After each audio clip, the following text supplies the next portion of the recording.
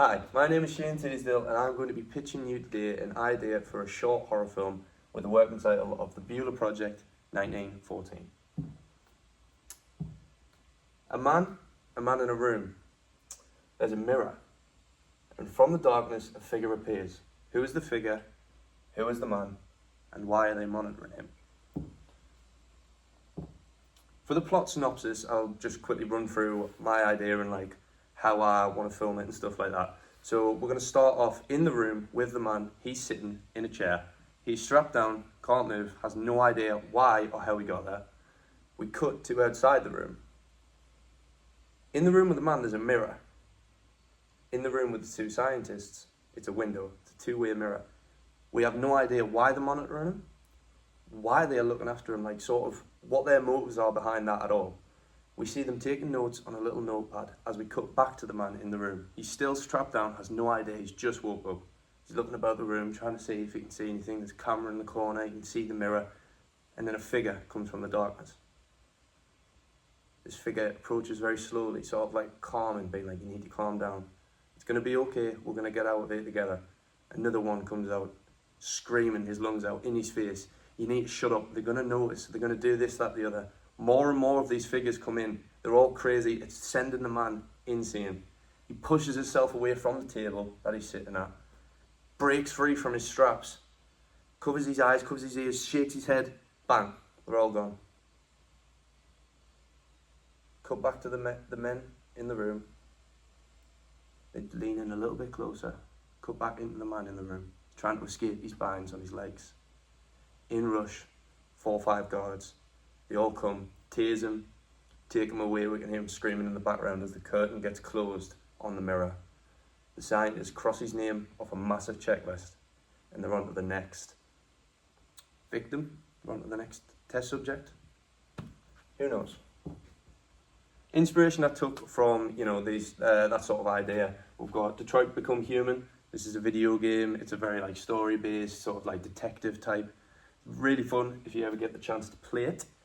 In this clip, it's an investigation scene, so they're all sitting and they're trying to investigate this guy who's committed this crime, but he won't really admit it because he's a robot, he's an android, he's planned to not hurt, people, so he's very quiet, very demeaned, he almost looks shut off and doesn't know why he's there, I want to emulate that through the man that's in the interrogation room. Fight Club, just for its use of hallucinations, the whole point in this clip, the narrator finds out about Tyler Durden and him being inside his head.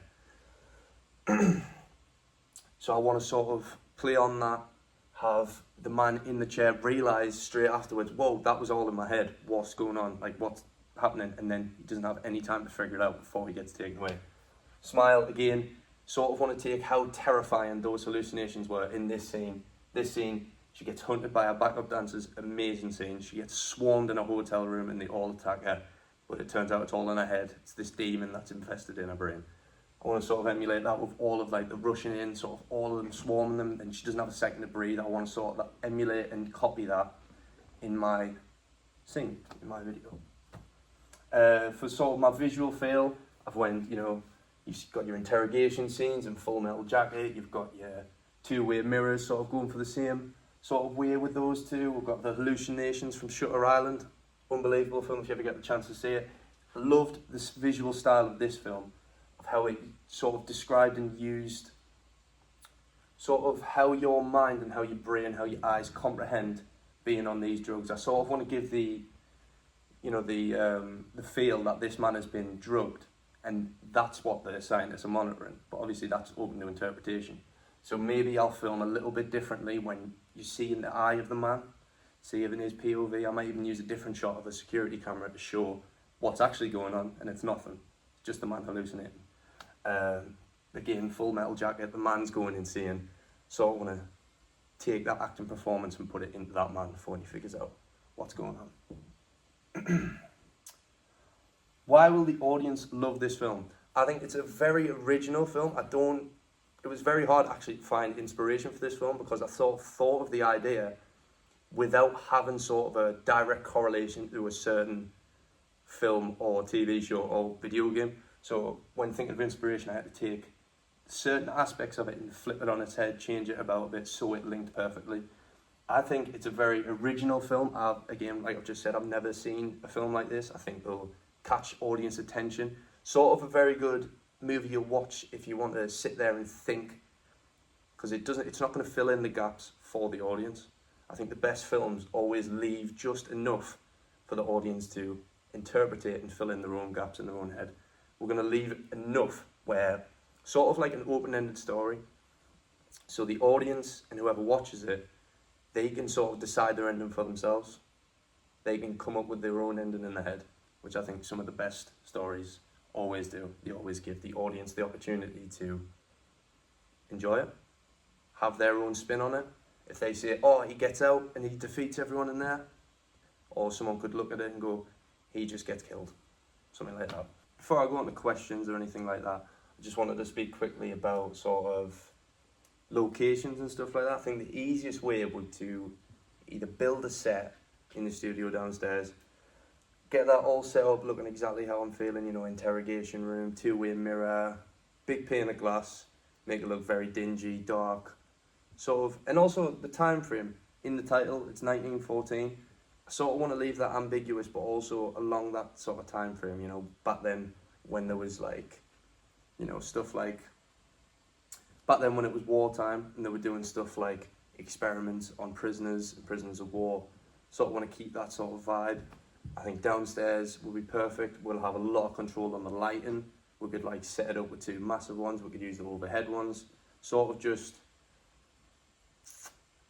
make it as easy and as good as I can make it. Because I think if we went elsewhere to a set, an interrogation room, even if we just picked out a different room in the college to do something like that, I don't think we'll have that level of control. And also in terms of like risk assessments and stuff like that, it'll be much easier to fill out because we've got a controlled environment where it's all in one. Everyone that's there knows what's going on. We know exactly how everything's set up. We've been there before, worked there loads of times, so it'll be very easy and just nice to manage. I think that'll work a lot better, and yeah. I also think just the audience will love this film just because it's horror. People love horror.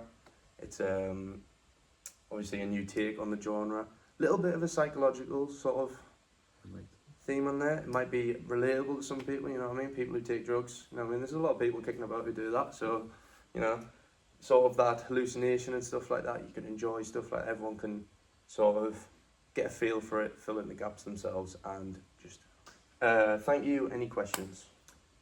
Yeah. Yep. How are you going to represent the hallucinations? Are you going to animate or show them in practical effects? How are you going to do that? Good question. I feel like a lot of it will be sort of practical, you know. These are just people at the end of the day. They're just going to be like, I don't know, there might be people from his past. There might be people who have been in this sort of thing again, so sort of like a ghost, if we want to go down like the paranormal act. How I'll sort of add them in, I might go down the Scanner Darkly sort of rotoscoping method. Animation is a very good possibility that we could add them into. Could just be like a simple, we'll film it there, they're there, different shot, they're not there. Do you know what I mean? Something like that, like an in-camera thing where it'll come in. But animation and rotoscoping, those are two viable options that I think would add to the overall like hallucination and disorientating and not from reality sort of vibe and stuff that I'm trying to go for. Any other questions? Yep. I want to know more about your characters. Is it just one main character, or is there another? Or Yeah, I think sort of in this, I want to sort of go for more of a feeling of there's no main character, like there's no one that we follow. I think ultimately you want the man to succeed, you want the man to get out, you want the man to be free and stuff like that, but there's no main, like, no one wins, no one loses. It's just sort of, this is happening, how will this man react, how will he escape, how will he do this? And again, I sort of want the audience to sort of fill in those gaps. The audience can use their own mind to think, oh, he's the hero of this story, he gets out and he does this, that, the other. We don't have like a main hero or a main villain. It's just, obviously you could boil it down and say, these guys are the villains, so he's the hero, but I think it leaves it more open to interpretation, where you can sort of fill in the gaps yourself as the audience. So I think I interpreted from that the kind of camera, it's kind of like we're following him, not we're following him as a person, not his like storyline. Mm-hmm. So I forgot my question. Hold on. So, like, have you thought about shots, like how when you film it, like a kind of shot was? I want to do a lot of POV shots, like a lot of first-person angles. I feel like anytime that the scientists or anyone like that is in the shot, over the shoulder, no identity. We don't want to really give a face to these like sort of villains. Do you know what I mean? So anytime they're on screen, they're like covered in a certain way, like you can't see the face, the camera's obstructing them, they're in the way of each other so you can't really see them, so they're very like, again, so the audience can fill in what they look like. They can be like, whoa, that's a big hulking scary figure, or nerds, do you know what I mean, like that sort of thing.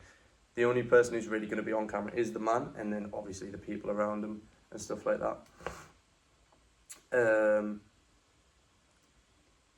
But yeah, I feel like just a lot of over the shoulder to hide the identity. I like first person view just to put the audience in the man's shoes and sort of add a bit more scariness to that, like a bit of a scare factor. We're actually sitting there, we're actually stuck in that room and stuff like that.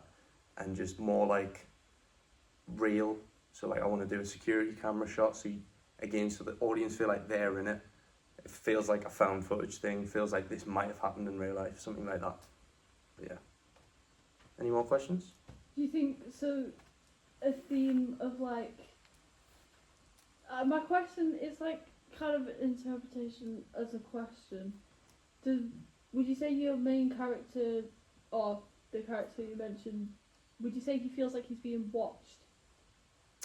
Like, do you want that to be the camera's intention? Yeah, I'd love to do something like either a rack focus or something like that. So we've got the man in the main focus as he's waking up, as he's coming to, and he's looking about the room, and then we rack focus to the mirror.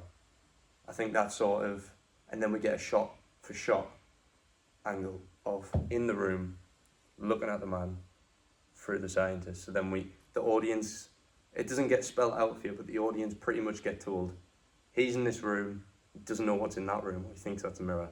They're in this room, and they're monitoring for something. Do you know what I mean? We let the audience figure out what they're monitoring, what they're trying to track, and all this sort of stuff. But yeah. Any more questions? No. Thank you.